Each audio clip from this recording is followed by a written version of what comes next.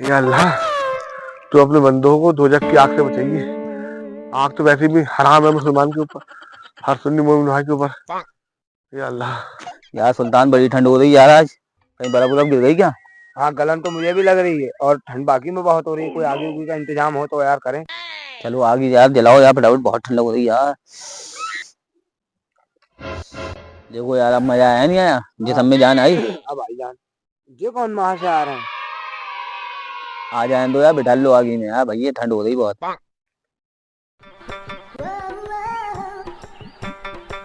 भाई साहब हाथ सेक लो, ये बहुत ठंड पड़ रही है यार। क्या? आग वैसे मुसलमान पे हराम है, समझ गए? और तुम आग की वजह कह रहे हो?